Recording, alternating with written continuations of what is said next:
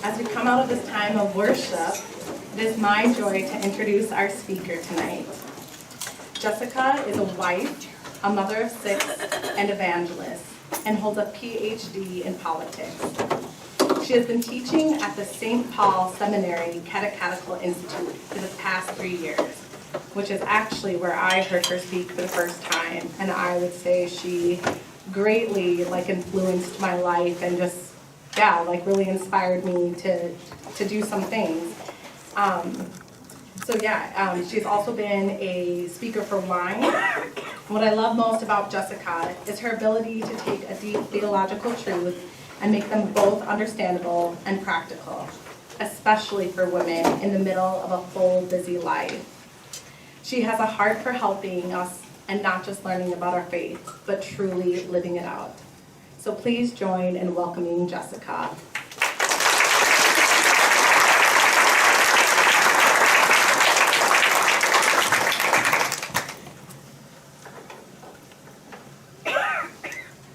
Good evening. Good evening. We're going to start with a Bible verse. On the 3rd day, there was a wedding at Cana in Galilee, and the mother of Jesus was there. Jesus also was invited to the wedding with his disciples. And when the wine ran out, the mother of Jesus said to him, "They have no wine." And Jesus said to her, "Woman, what does this have to do with me? My hour has not yet come." His mother said to the servants, "Do whatever he tells you." So happy Easter, everybody. Alleluia, he is risen.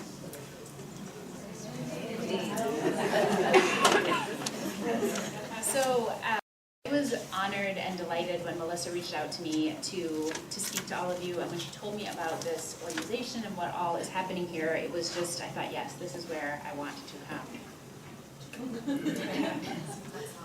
Is this better? Can you hear?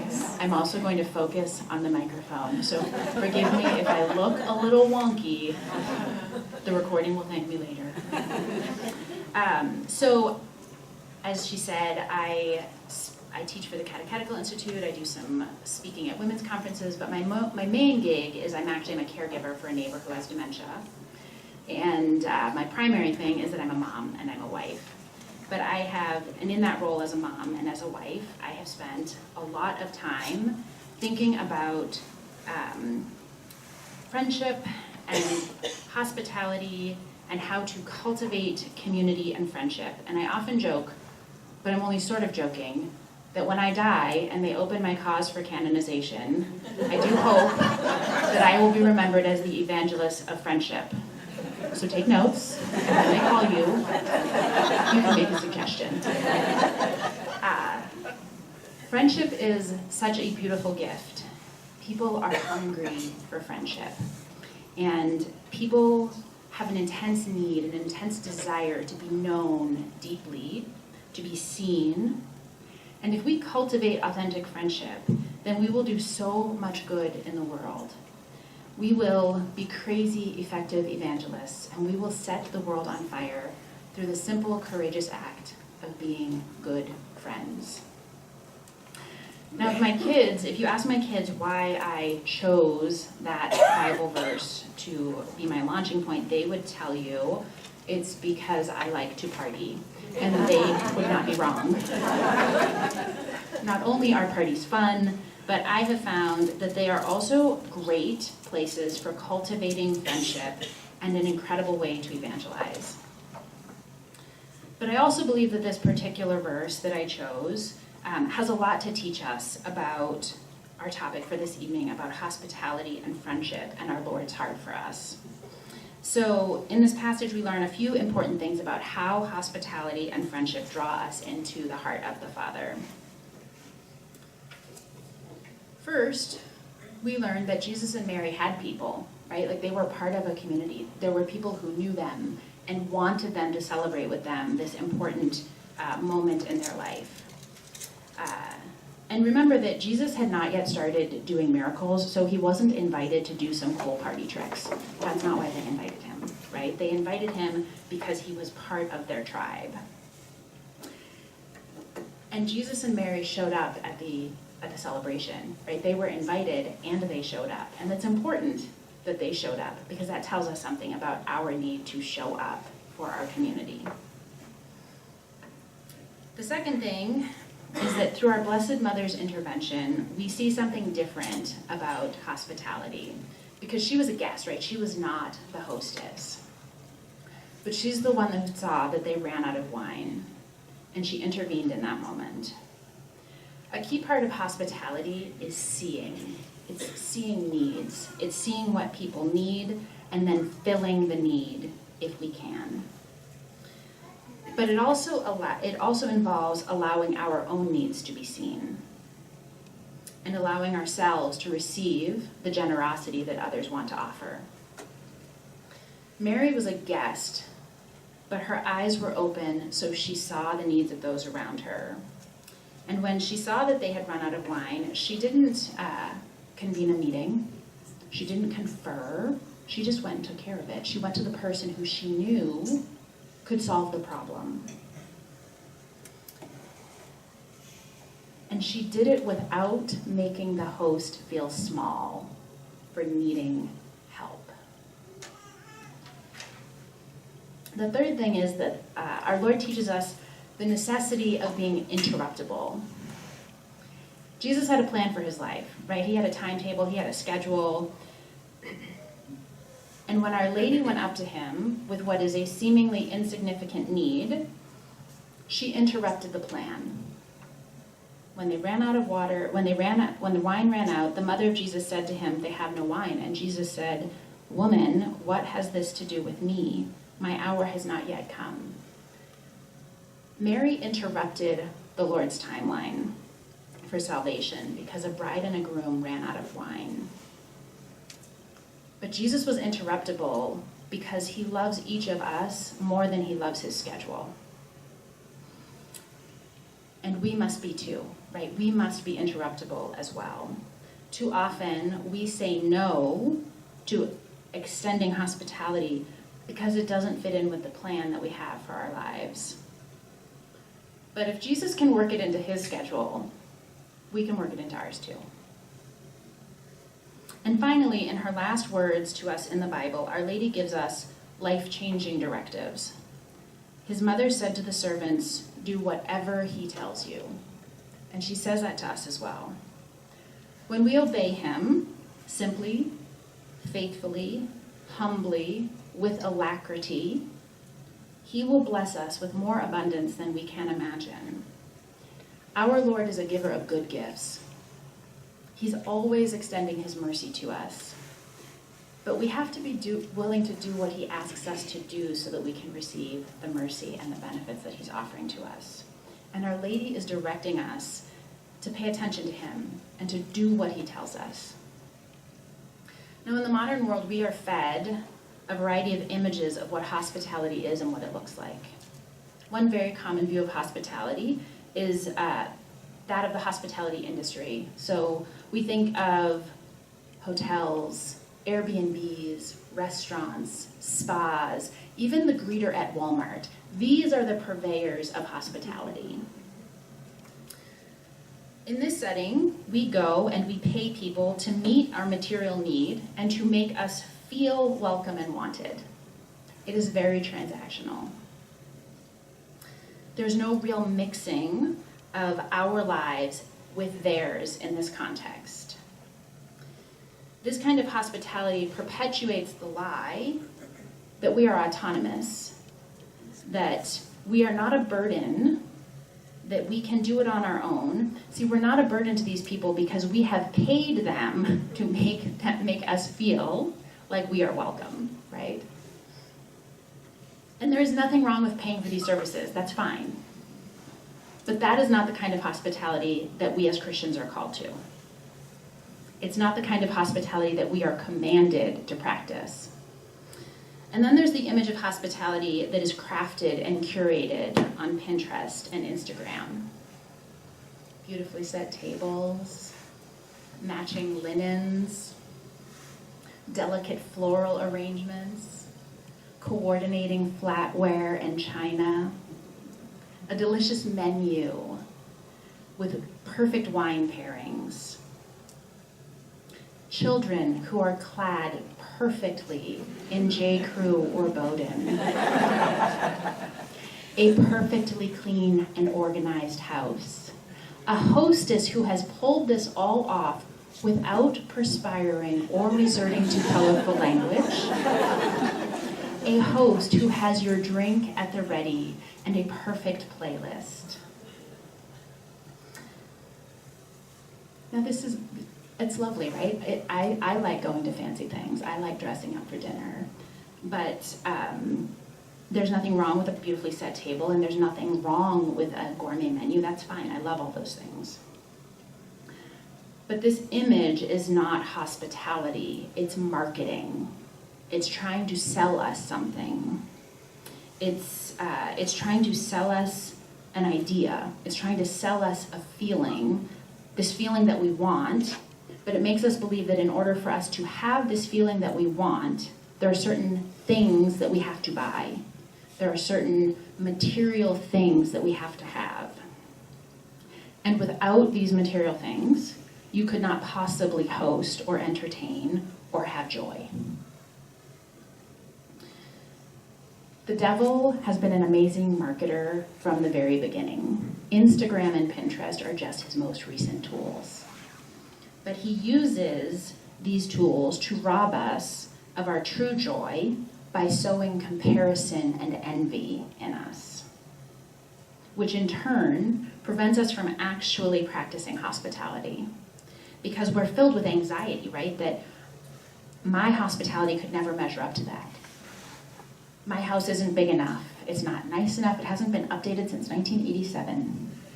Actually, I did get my husband to just put in new floors for me last week. So. The hole in the original, the linoleum floor in our kitchen had a hole in it. It was the original linoleum from 50 years ago. But his baby girl is graduating, so he was willing to put in new flooring. But we're left with this feeling that, like, well, I can't cook that well. I can't afford to feed these people this sort of meal. I can't cook a gourmet meal. So I might as well just be lonely and alone at home and, eating takeout or whatever. So the devil robs us of the joy of being together by curating unreasonable expectations. And we let him. So I'm sure that you can see that neither of these images of hospitality that I presented fit into this idea of hospitality as something that is supposed to contribute to the formation of friendship, which ultimately directs us into the heart of the Father. As a student of political philosophy, I spent a lot of time in theoretical discussions and considerations of friendship. Specifically, my favorite was Aristotle. And he wrote that friendship is one of the most indispensable requirements of life, for no one would choose to live without friends but possessing all other goods. So if you could have the nicest house, the fanciest cars, all the fame, all the prestige, all the acclaim, all the vacations, the biggest bank account, but it meant that you had to do it without any friends, no one would choose that. That is not an equation that we would accept. It doesn't make any sense. So,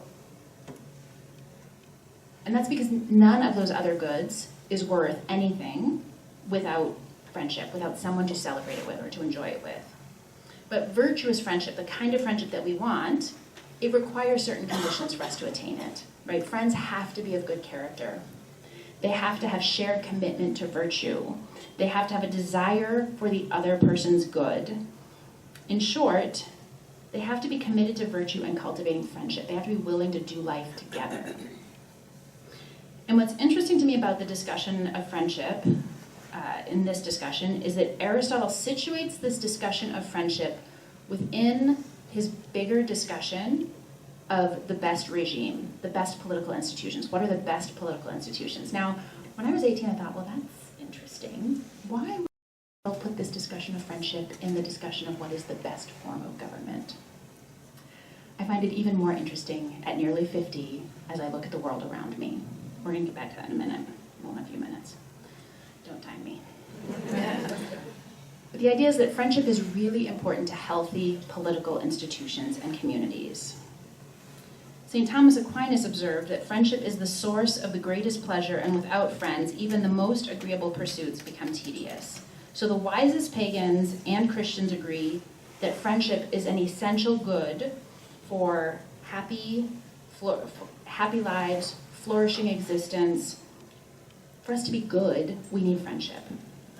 But of course, as Christians, we understand this on an even deeper level because Christ sanctified friendship. He makes it a divine relationship, and that is what he calls us into with him. Hospitality helps us to develop this friendship. So I thought I would share a little bit about how, in my own life, I've experienced the virtue of hospitality and how it's helped to build friendship, and ultimately how it's helped to build my relationship with Christ. And I hope that will help all of us to have a broader understanding of hospitality and why hospitality is such a foundational virtue for everybody. Because I think some of us have a tendency to think that hospitality is for other people. It's for the extroverts. It's for the outgoing type, but it's not for me. It's a very common thought. Now, long before I grasped sort of the philosophical or theological benefits of friendship, I understood it at a very human level. I went to grad school in California. I was one of 3 women in my political philosophy program. And I was more or less the only practicing Catholic, which was a big change for me because I had attended this beautiful, faithful Catholic high school in Boston. And then I went to the University of Dallas, which is arguably the finest Catholic liberal arts school in the country. I'm a little biased, but I'll make a good argument for it. Finding Catholic friends, like-minded people in those settings was easy. It was very obvious. I knew where my people were going to be. I chose to go to Claremont because I knew that the program, the political philosophy program, was solid. It was a sound political philosophy program, which is uncommon. And it was time for me to start studying these questions in a secular environment, right?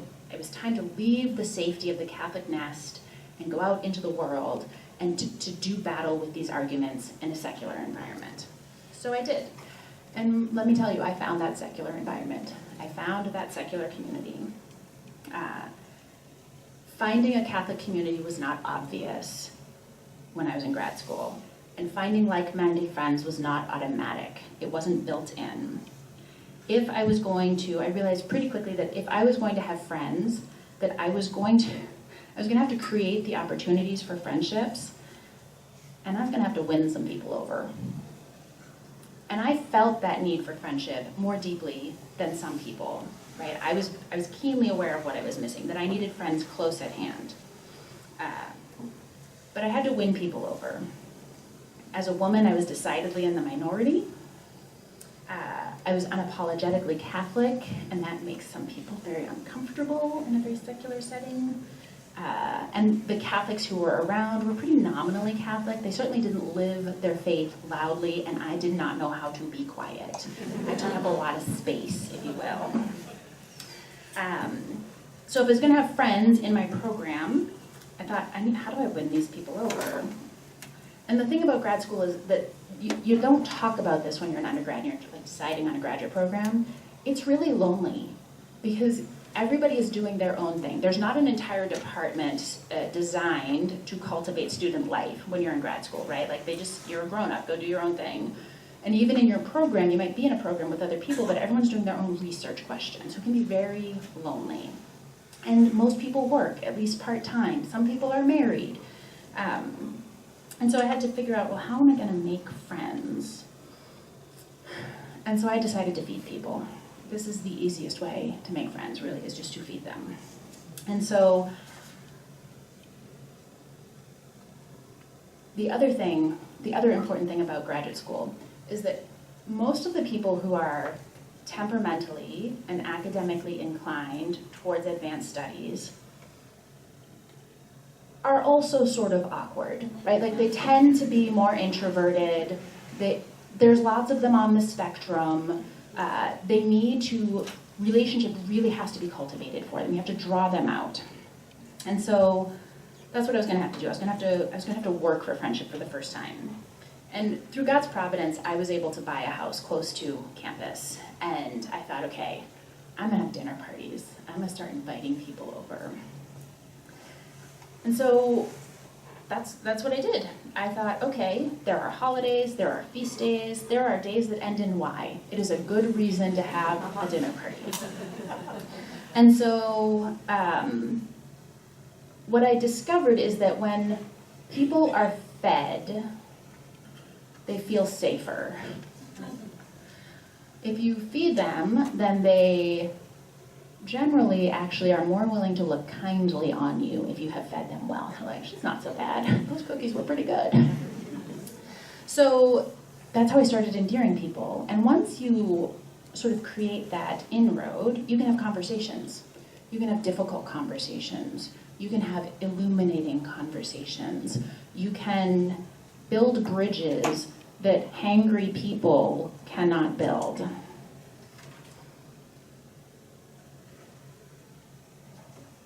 And I realized that, God had been very good to me. He'd made this house available, and I should use it as a way to help foster a community, to bring people in and help them to feel safe and seen.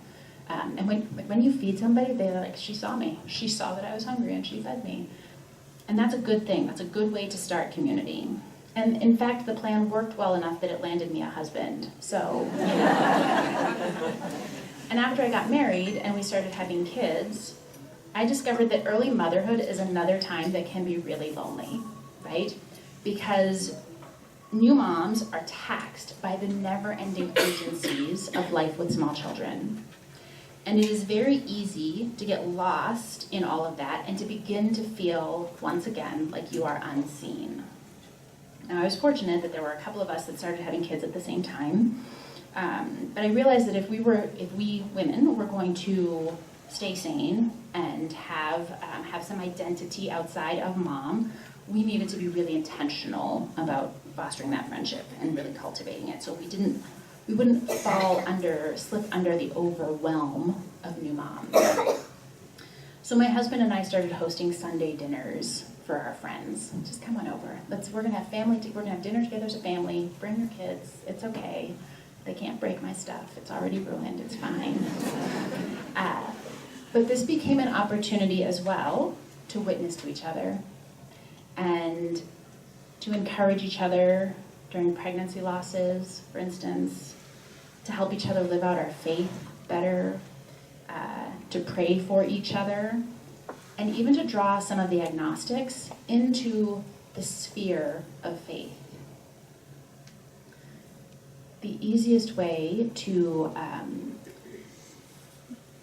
eliminate the impression that faithful people are nuts is to be sane in front of them. Just welcome them in and sit down and have dinner together. Don't be weird. Don't make this weird. Then we moved to Italy. My husband and I moved to Italy. I was 6 months pregnant with number 2 when we moved to Italy. It was quite an adventure. And the community should have been obvious because we ended up living in this little coastal, sleepy village on the coast of the Tyrrhenian Sea. And there were many of the married pontifical students lived out there because it was cheaper. We had more room for our kids. But there were also single students. There were some priests, some religious who lived out there. There were former students who are now tour guides. All these English-speaking expats living in this community. We're all Catholic. We should have had community. But they didn't. There really wasn't community, and I was not having any of that. So I said, okay, we're gonna have dinner party in our very cozy, less than 500 square foot apartment. I was like, come on over. We're gonna have dinner. And, again, these students, these pontifical students, they're also a little quirky. There's also some socially awkward people, and they just needed a mom to be like, come on, we're gonna have dinner. Just come on over, it's fine. They didn't always come when they were invited, but they were always grateful to have received an invitation. And I think that's a really important lesson for us all to remember. Everybody wants to be invited. And it might take multiple invitations before you say yes, or they say yes to your invitation. But every time you say yes, every time you extend the invitation to them, you remind them that they are worthy of being invited. And we all need that. So, it's this interesting thing too. When I experience when I get into these situations, I always think friendship is the highest good. It's the good that we all want, and it makes us happy to have it. But it doesn't come naturally. It doesn't come easily. Like, it has to be cultivated, and we forget that, and we get so busy with the urgencies of our lives that it slips away unless we have the courage and the conviction to cultivate it.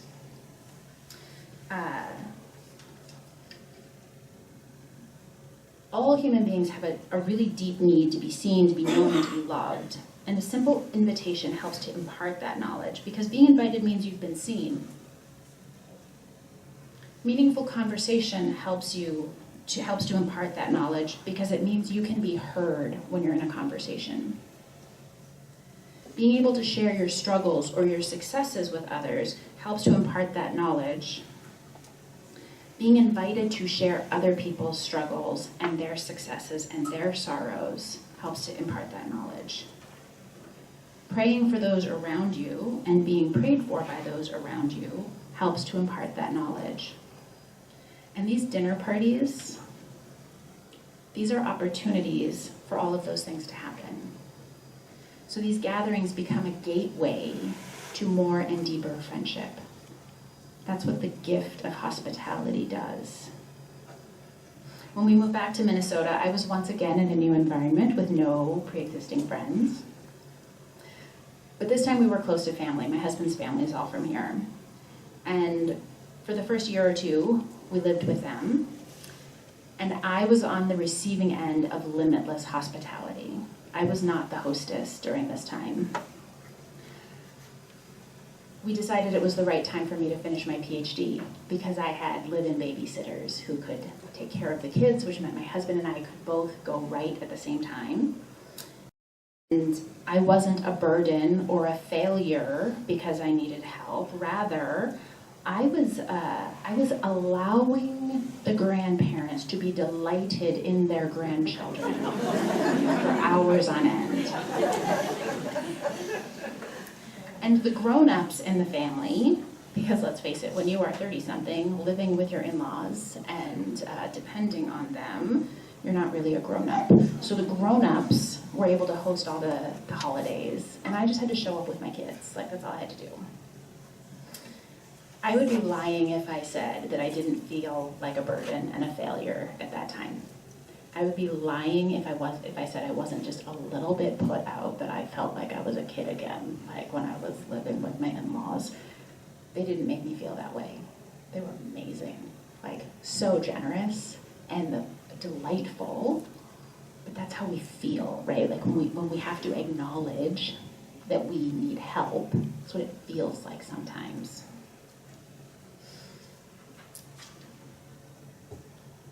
But during this time of being in the position of receiving hospitality, the Lord was working out some things. He was working some things out in me. He was revealing to me how deeply He loved me through the generosity and the hospitality of my family members. Through these simple acts of kindness, He was bestowing all of His love through these little acts. And my family, in their immense generosity and their beautiful hospitality, were being the hands and feet of Christ to me and to my husband and to my children. And I learned that it takes courage to let people help you. And it takes humility and generosity to invite people into our mess. But it's in these vulnerable places that the Lord works most beautifully. And so it was in this time that I began to understand hospitality as a charism, right? The Catechism defines a charism as a gift of the Holy Spirit for building up the church and for the good of others, rather than just some social nicety. Hospitality isn't just a social nicety. It is a tool for building up the church and for serving the Lord. So I was beginning to understand that hospitality is about more, it is at least, but it is more than just offering a seat at the table and giving somebody a warm welcome. That is the start, but it's more than that. Really, hospitality is about paving the way to bring people closer to Christ. And so here I would offer a word about the importance of hospitality in our parishes. we can assume that because we're all in church, we're all good. We can assume that because people are sitting in a faithful parish, that they are well catechized. Or that they know how deeply they are loved by God. We can assume that people know these things. But the truth is that our pews in every single parish are filled with the walking wounded. And some people are really good at hiding their wounds, but everybody is carrying wounds. They're also filled by people who barely know their faith, and they are embarrassed or don't know who or how to ask what they don't know.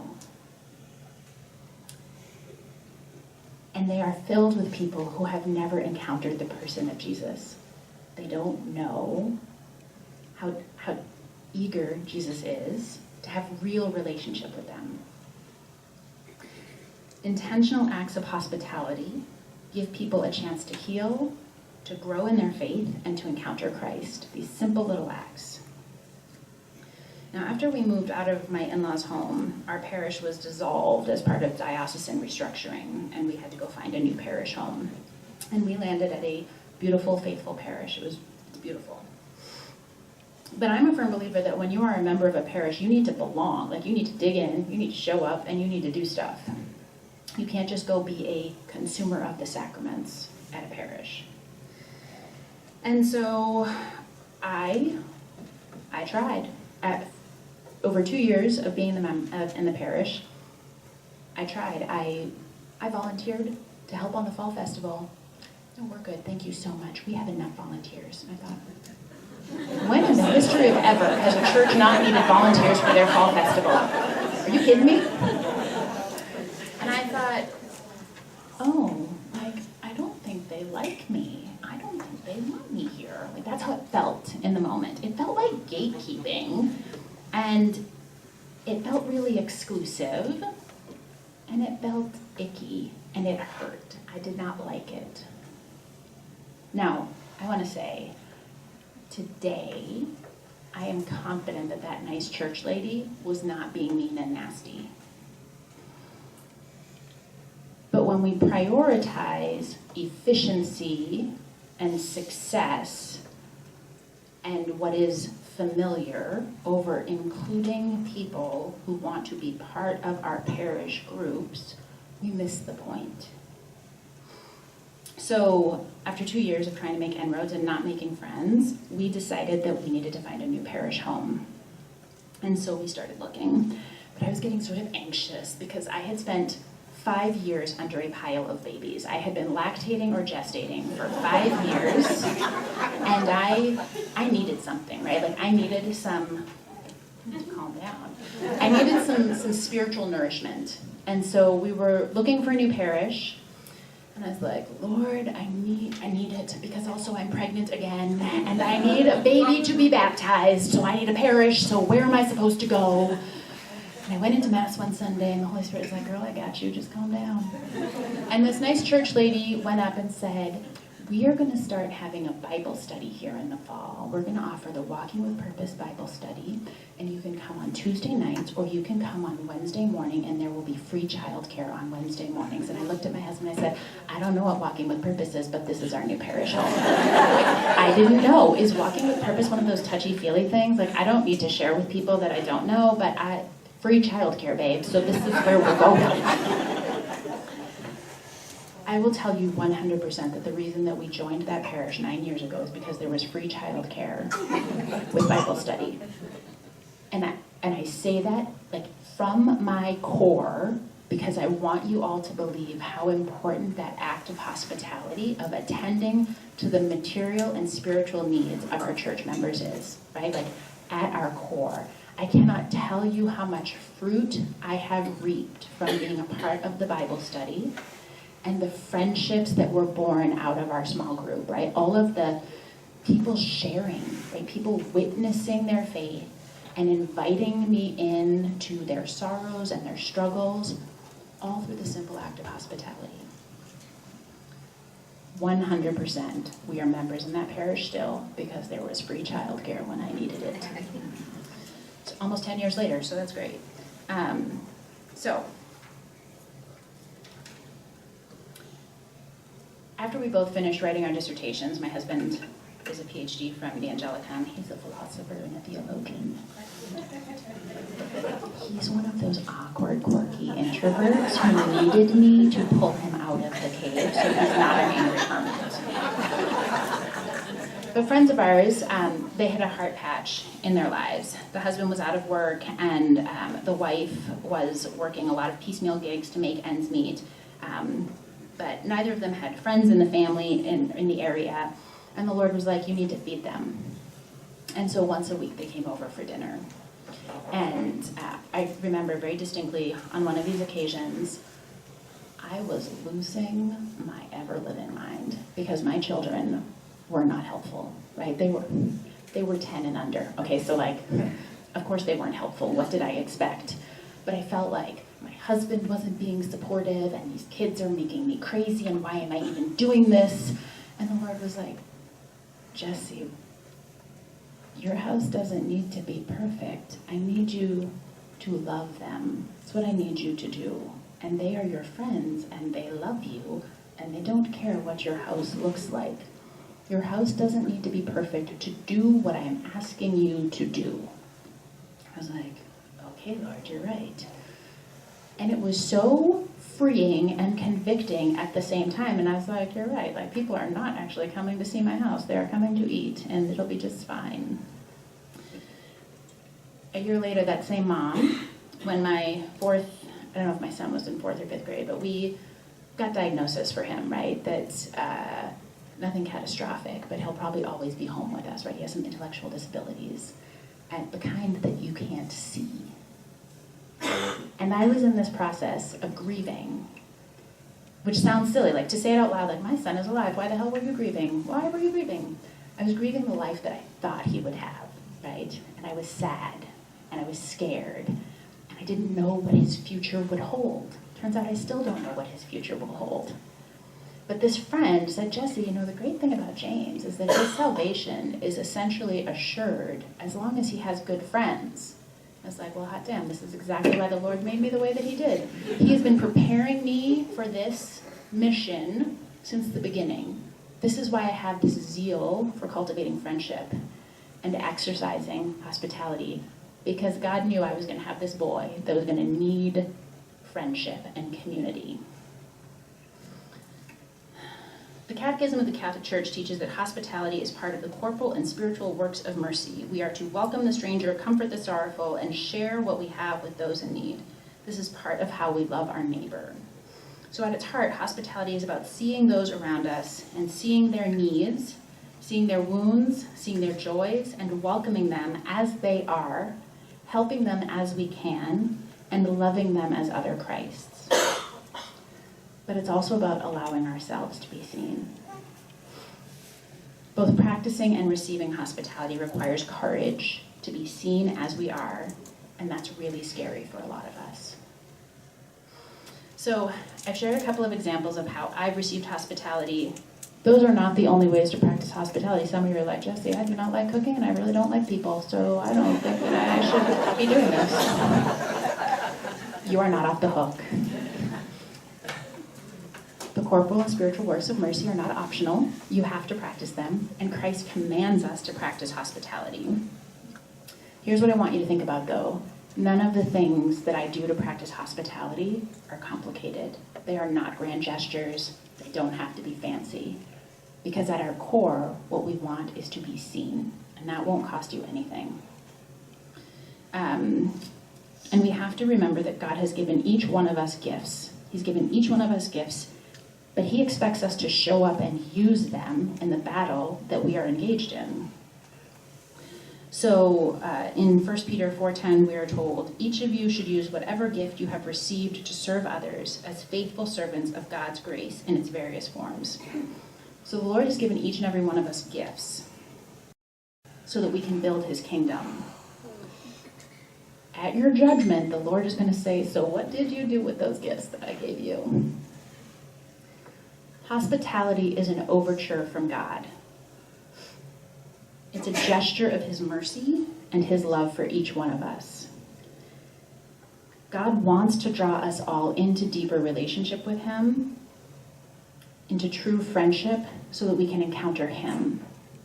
So let's return really quickly to Cana. I'm going to blow through this because I'm sorry, I talk too much. Sorry. But here we go. Let's go back to the things that we learned from Jesus and Mary at Cana. The first thing is you need to have people. You need to be part of community. Like, it's not optional. You don't like people, too bad, get over it. Get in with people, okay? And be nice to them. The evil one loves for us to be alone. He wants us to be isolated. He wants us to feel like we are isolated. He wants us to believe that we are unseen and that we are unknown, that we are unloved and unlovable. That's what the evil one wants us to believe. And when you spend too much time by yourself, you are reinforcing that lie because you are not allowing people to see you, to know you, or to love you. We have to choose to show up to our community, whether it's your church community, your friend group, work, whatever. We have to choose to show up. We can choose to not show up, but that is not going to help us get to heaven. Jesus and Mary showed up to celebrate at that wedding, and we have to be willing to do the work of cultivating friendship in our own lives and of doing life with others and allowing them to do life with us. Now, even before the pandemic, Americans were experiencing what's called the epidemic of loneliness. And this correlates with the advent of the smartphone. Actually, there's tons of social science data to show you that the more time that you spend online, the more time you spend on your phone, cultivating social networks and virtual friendships, the higher your anxiety, the higher your depression, the higher rates of suicidality. It all correlates to this artificial world. And then there was this pandemic. I don't know if you guys remember that, but like, we were social distancing. We're supposed to stay home. We were supposed to like virtually say goodbye to our loved ones as they were dying. We were supposed to view our neighbors as threats to our physical health. It was a bad time. That amplified the aloneness.